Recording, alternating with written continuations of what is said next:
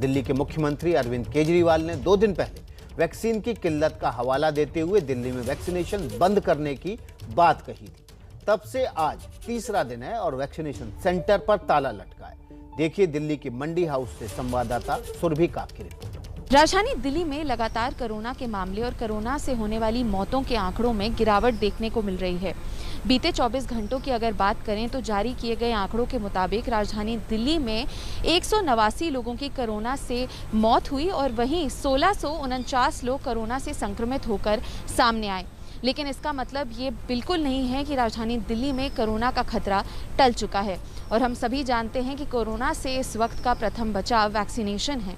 लेकिन राजधानी दिल्ली के हाल कुछ ऐसे हैं कि ज़मीनी स्तर पर वैक्सीन खत्म होती हुई नज़र आ रही हैं। इस वक्त हम राजधानी दिल्ली के मंडी हाउस इलाके के एक ऐसे ही वैक्सीनेशन सेंटर पर मौजूद हैं जहाँ पर आप देख सकते हैं कि वैक्सीनेशन जो है वो की जा रही है। आज यहाँ पर द्वार खुले हैं। कल भी हम इस वैक्सीनेशन सेंटर पर आए थे और तस्वीरें कुछ ऐसी थी कि वैक्सीनेशन सेंटर के दरवाजे जो हैं वो बंद थे।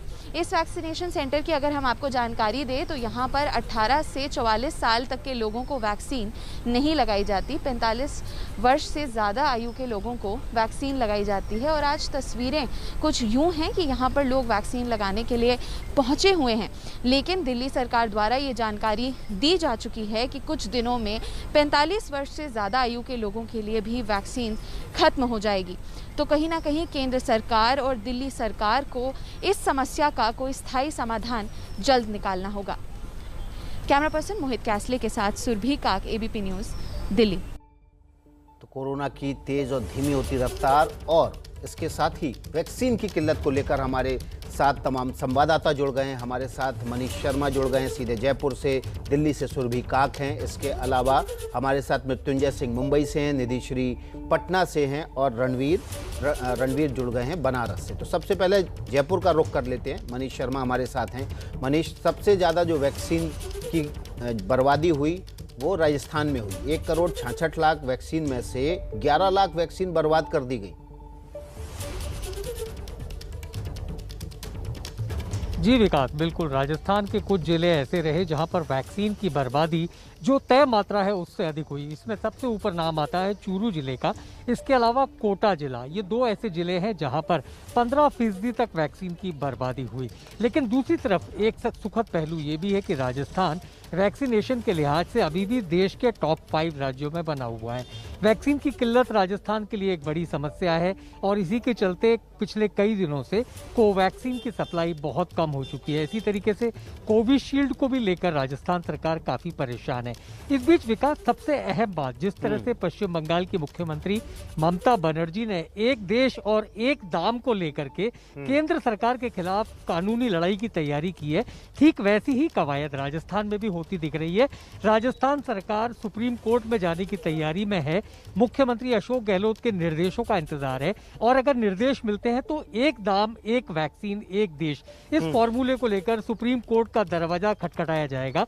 क्योंकि जो वैक्सीन केंद्र को महज 150 रुपए में मिल रही है वही राज्यों को 300 रुपए में दी जा रही है। और जब राजस्थान सरकार ग्लोबल टेंडर करती है तो यही वैक्सीन 450 रुपए में देने की बात कही जाती है। तो ये जो रेट्स का जो फर्क नजर आ रहा है उसे लेकर राजस्थान सरकार सुप्रीम कोर्ट में जा सकती है। जिस तरीके से पश्चिम बंगाल ने विरोध जताया है केंद्र के खिलाफ, ठीक उसी तरीके से वैक्सीन की दरों को लेकर के। जी विकास। जी मनीष, तो मनीष बड़ी जानकारी दे रहे हैं कि राजस्थान सरकार सुप्रीम कोर्ट जा सकती है। हमारे साथ वाराणसी से रणवीर जुड़ गए हैं। वाराणसी चलते हैं सीधे। रणवीर, एक अच्छी खबर बनारस से ये आई कि सबसे ज़्यादा लोगों को उन लोगों को, अभिभावकों को अब टीका लगेगा जिनके बच्चे 12 साल से कम उम्र के हैं। जी विकास, जिस तरीके से उत्तर प्रदेश की 24 करोड़ की आबादी है, यहाँ पर वैक्सीन्स को बहुत फेजेस में लगाया गया।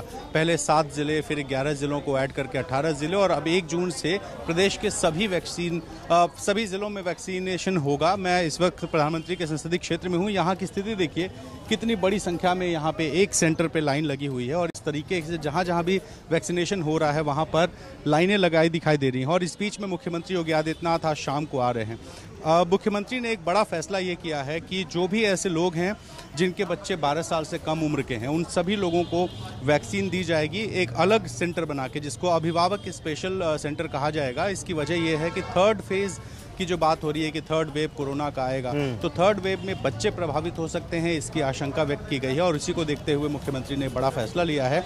तो वैक्सीनेशन पूरे यूपी में 1 जून से होगा। अभी तक कुछ सेलेक्टेड जिलों में हो रहा है और ये इसीलिए किया गया क्योंकि वैक्सीन कम थी। और यूपी की बात करें तो ग्लोबल टेंडर हुआ है जिसकी डेट 31 मई तक बढ़ा दी गई है। तो उम्मीद है कि कोई विदेशी कंपनी भी आएगी जिससे जो समस्या थोड़ी बहुत है वो भी दूर हो जाएगी। हमारे साथ निधि श्री पटना से जुड़ी हुई हैं, उनके पास चलेंगे, लेकिन उससे पहले चलते हैं सुरभि काक और मृत्युंजय सिंह हमारे साथ जुड़े हुए। सुरभि दिल्ली से, मृत्युंजय मुंबई से हैं। मृत्युंजय का रुख कर लेते हैं सबसे पहले। मृत्युंजय, मुंबई में भी वैक्सीन की किल्लत के चलते क्या वैक्सीनेशन बंद कर दिया गया है?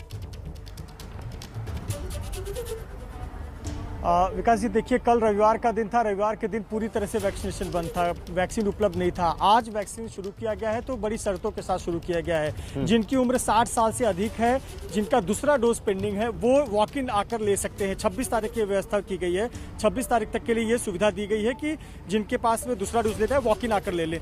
दूसरी बात, 45 साल के अधिक आयु वर्ग के जो फ्रंटलाइन वर्कर हैं, हेल्थ वर्कर हैं, या जिनको कोई न कोई बीमारी है, वो लोग आकर वॉक इन ले सकते हैं। लेकिन बाकी लोग के लिए अभी वैक्सीनेशन बंद किया गया है और इसी वजह से ये तस्वीर है महाराष्ट्र के सबसे बड़े वैक्सीनेशन सेंटर की, जो आपको खाली नजर आ रही है। यानी कि बिना रजिस्ट्रेशन के वैक्सीन नहीं मिल रही है और अभी वैक्सीन उपलब्ध ही नहीं है। तो इस प्रकार की तस्वीर देखने को मिल रही है। और जो लोग दूसरी वैक्सीन लेने के लिए आ रहे हैं, यहाँ आने के बाद उनको बताया जा रहा है कि अब नया नियम आ गया है, अब आपको 84 दिन बाद आना है। तो अब बहुत से लोगों को यह भी नहीं पता था कि 84 दिन बाद का नियम लागू हो चुका है।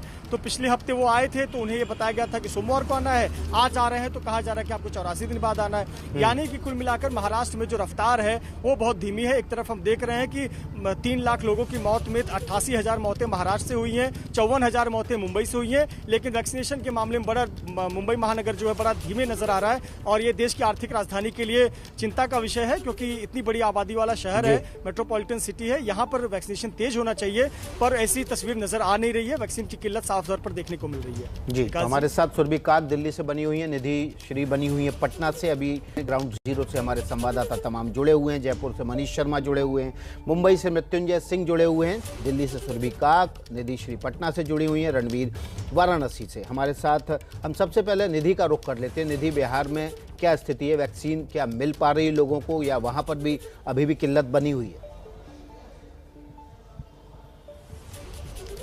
और देखिए विकास, सबसे पहले मैं आपको आंकड़ा बता दूं, बिहार में अब तक 97,97,000 लोगों का वैक्सीनेशन हो चुका है इन टोटलिटी, यानी कि इसमें सभी 18 से ऊपर जितने लोग हैं सबको। तो ये जो रफ्तार है ये बेहद धीमी है। 16 लाख डोज मई के महीने में बिहार सरकार को मिलना था, जो पार्ट वाइज मिला है।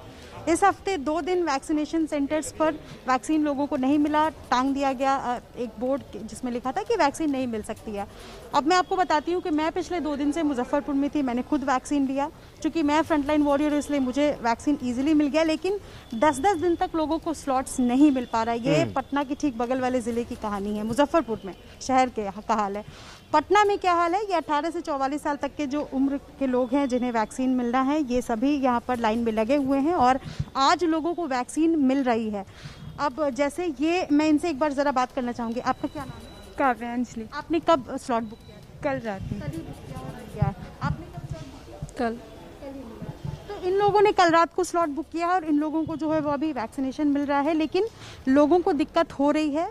अब ये क्लियर नहीं चल पा रहा है कि इनके पास कितने दिन का स्टॉक है बिहार में, लेकिन इस हफ्ते 2-2 बार जो है वो वैक्सीनेशन सेंटर्स पर बोर्ड लगाकर लोगों को ये बताया गया कि वैक्सीन नहीं मिल रही है। रफ्तार धीमी है, फिलहाल यही कहूँगी मैं। जी, निधि बता रही हैं पटना से कि रफ्तार धीमी है, लेकिन उसके बावजूद लोगों को कल रात अगर स्लॉट मांग रहे हैं तो सुबह का स्लॉट मिल जा रहा है। ये ठीक है 18+ की उम्र के वर्ग के लोगों को। सुरभि काक का रुख कर लेते हैं। दिल्ली में एक बड़ा सवाल है, 2 दिन से वैक्सीनेशन बंद है। सुरभि, अब सवाल यही है कि वैक्सीन आखिर कब आएगी?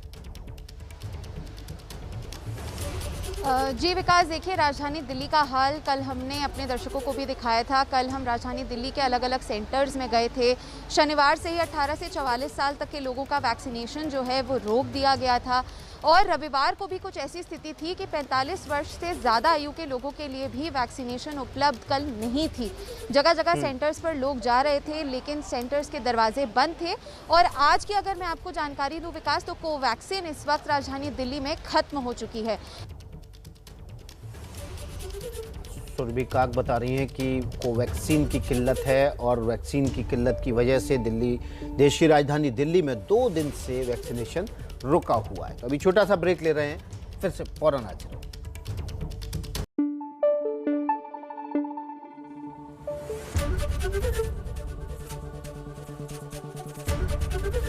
एबीपी न्यूज आपको रखे आगे।